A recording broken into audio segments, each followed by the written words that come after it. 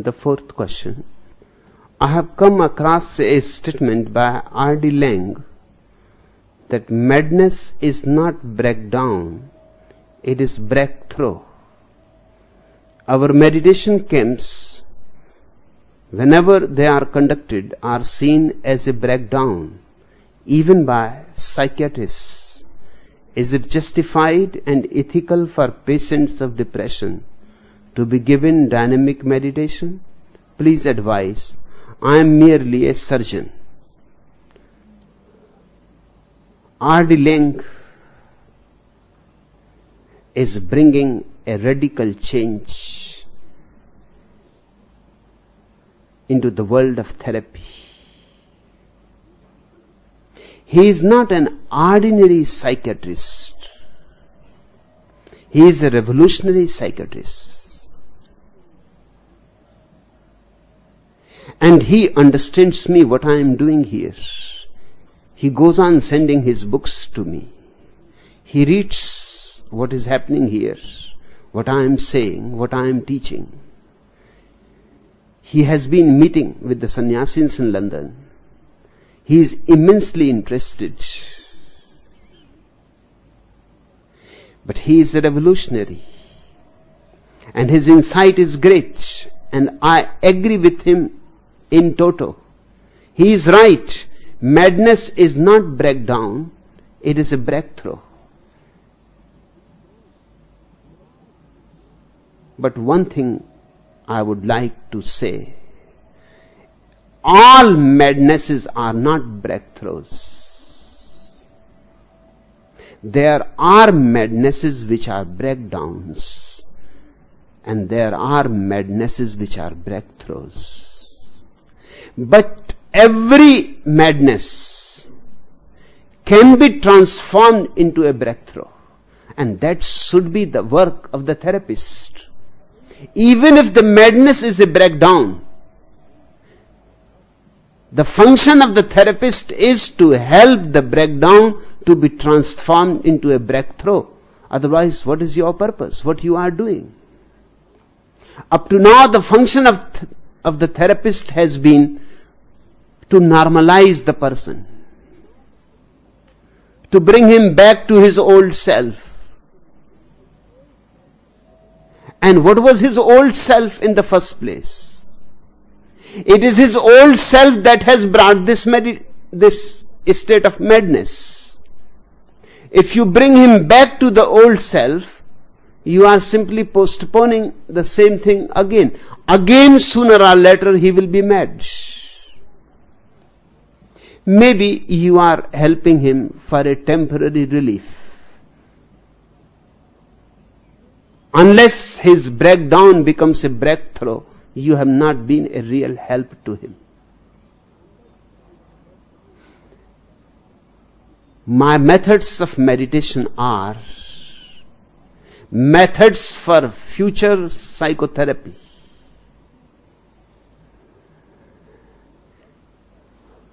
The orthodox, the ordinary psychiatrists will be against my methods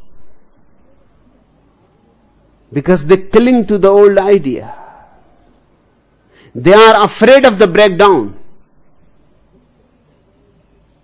I am not afraid of the breakdown. Breakdown simply means the change has started. Breakdown simply means all the old strategies, all the old securities have failed. Breakdown simply means that your old personality is of no use anymore. You need a new being, a new birth. When the child is born out of the womb, he must be thinking, if he can think, that this is a breakdown. Because his whole world is disappearing. The womb is coziness, its warmth, its safety, security. no worry, no responsibility. All that is disappearing. And the child has to pass such a narrow passage, must be feeling that he is dying. And then he has to learn a new way of life from ABC. It takes 25 years for us to educate him to function rightly in the society. But our society is abnormal. Our society is neurotic. It has been dominated by neurotic politicians, neurotic priests for centuries. So we convert each child in a neurotic. Hindu neurotics, Mohammedan neurotics, Christian neurotics. We change every child in a fanatic. And the more fanatic he is, the more we praise him.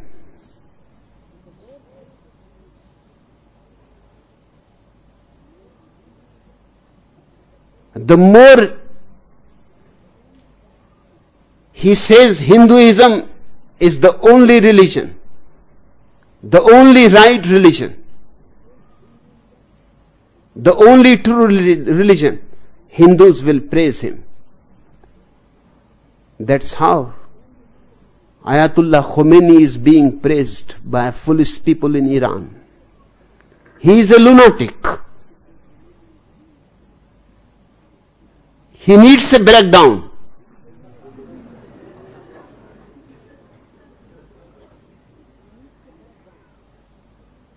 But he is being praised as a great leader, a revolutionary leader. Down the centuries, fanatics have been praised. If somebody says India is the greatest country in the world, the most religious, the sacred most land, people will praise him. They will say, look how devoted he is to the country. He is simply mad. He needs therapy.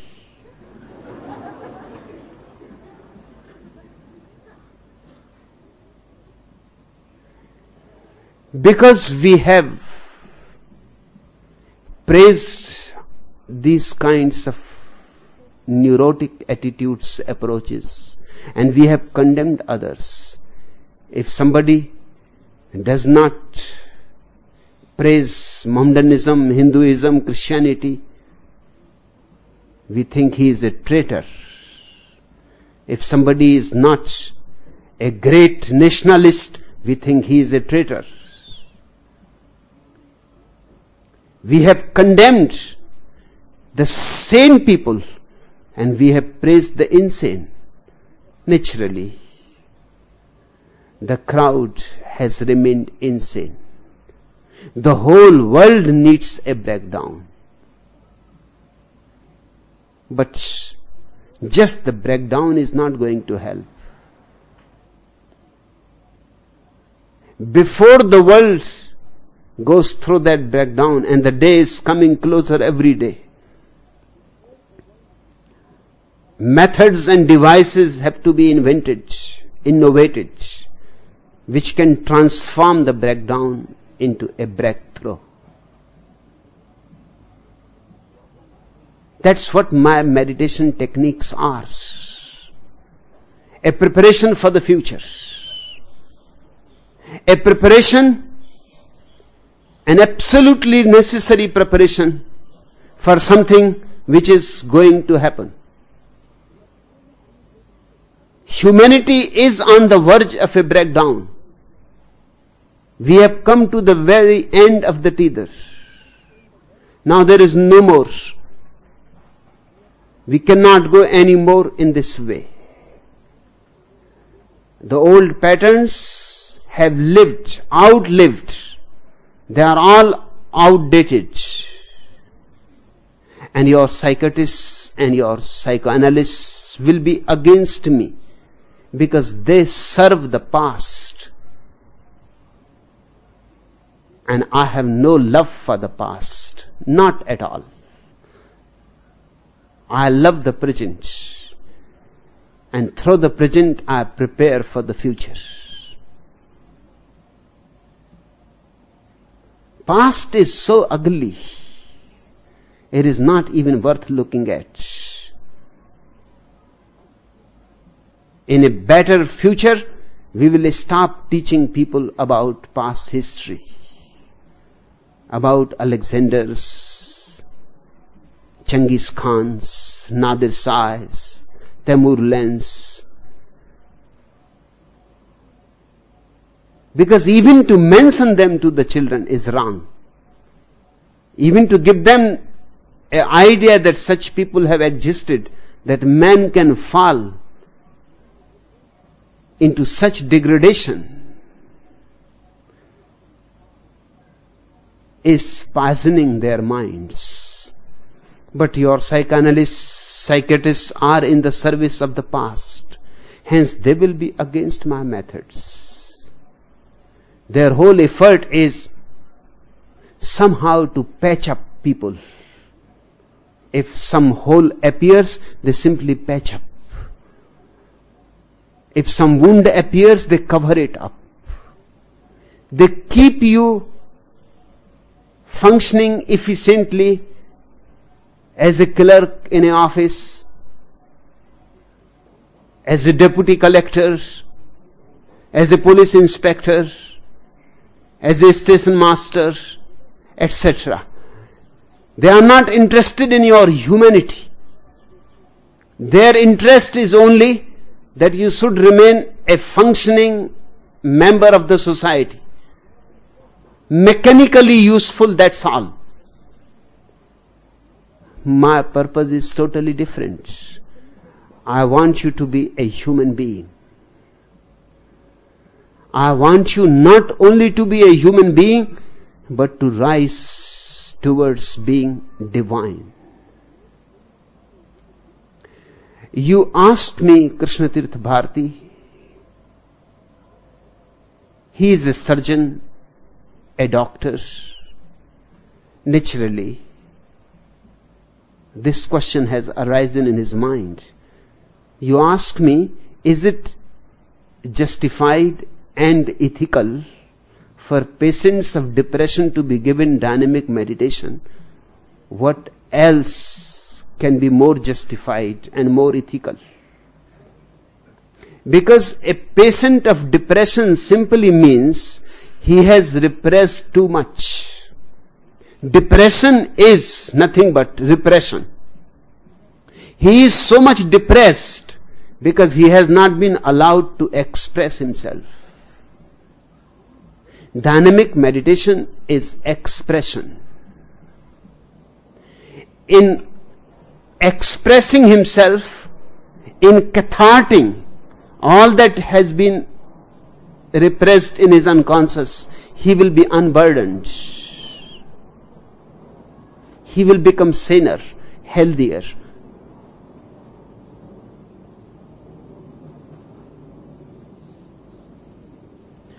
Two robbers broke into a bank in a small town. All right, said the bigger man, line up. We are gonna rob all the men and rape all the women. Wait a second, snapped his partner. Let us just grab the dough and beat it. Shut up and mind your own business, said the spinster from behind the counter. The big fella knows what he is doing.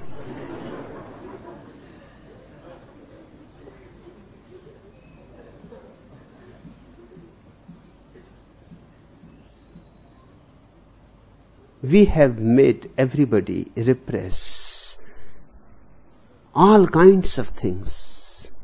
They are boiling within.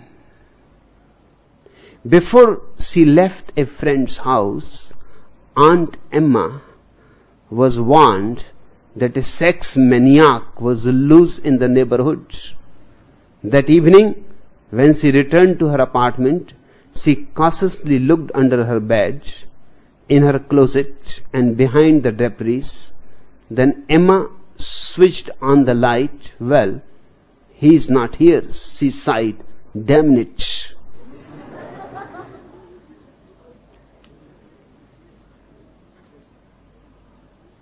Everybody who has been brought up in our societies needs some methods to vomit anger, sex, greed, jealousies, envies. You are sitting on a volcano, and the volcano can erupt any moment. If catharsis is allowed, and that's what dynamic meditation is all about, the volcano will disappear.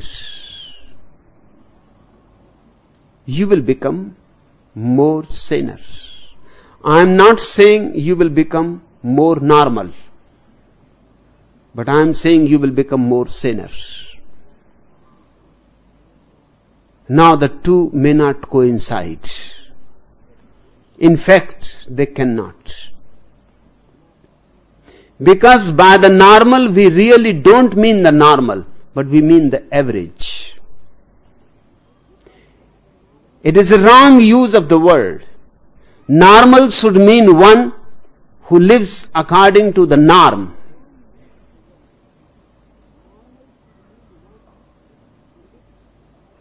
One who lives according to the natural, is spontaneous.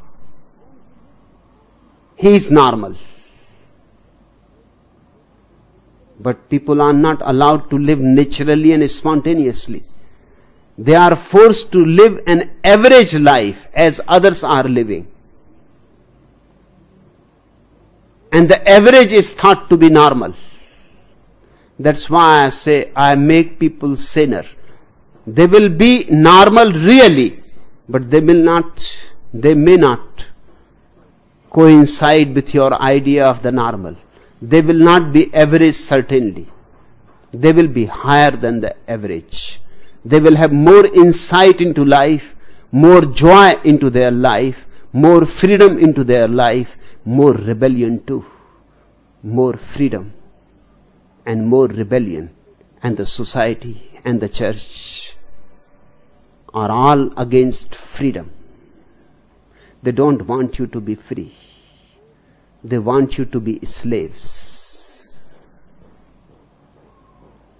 Their whole vested interest is in your being always a slave.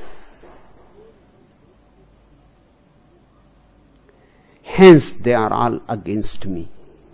I can understand. I am not at all surprised by their anger against me. Their anger is natural.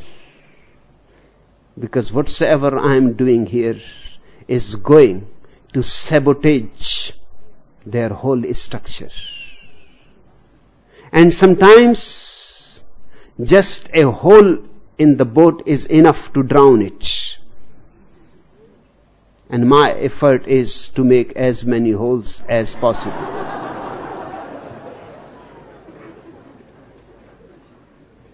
The last question.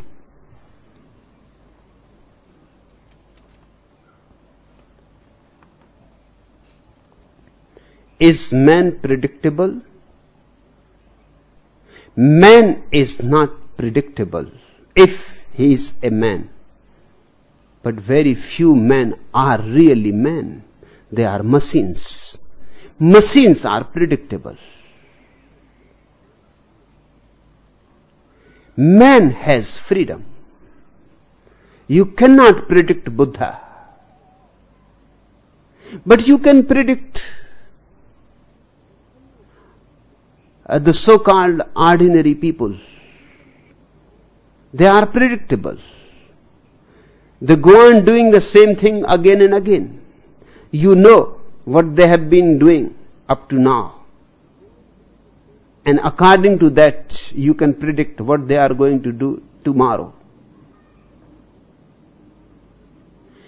Small children are not predictable because they are not yet converted into machines.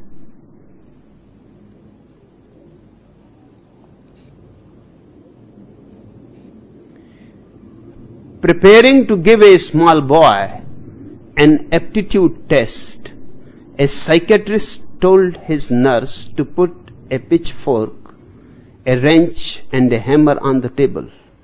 If he grabs the pitchfork, he will be a farmer. If he grabs the wrench, he will be a mechanic. And if he grabs the hammer, he will be a carpenter. The doctor explained. The boy fooled everybody. He grabbed the nurse.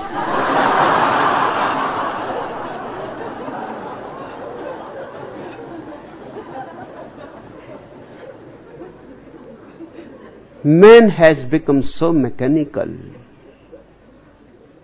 that even sometimes animals behave in a more unpredictable way than man. Experimental psychologists like to tell a story about a professor who investigated the ability of chimpanzees to solve problems. A banana was suspended from the center of the ceiling at a height that the chimp could not reach by jumping. The room was bare of all objects except several packing crates placed around the room at random. The test was to see whether a lady chimp would think of first sticking the crates in the center of the room and then of climbing on top of the crates to get the banana. The chimp sat quietly in a corner, watching the psychologist arrange the crates.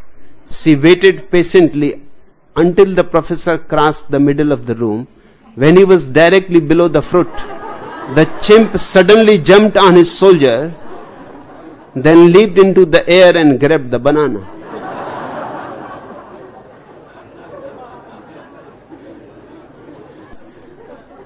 Man, a real man, is not predictable because he lives moment to moment. He does not live out of the past. And he does not live out of any ideology for the future. He simply lives this moment. He responds to the situation. He is responsible. Hence, he is not predictable. My sannyasins have to become unpredictable. The more unpredictable you are, the more you are human. Enough for today.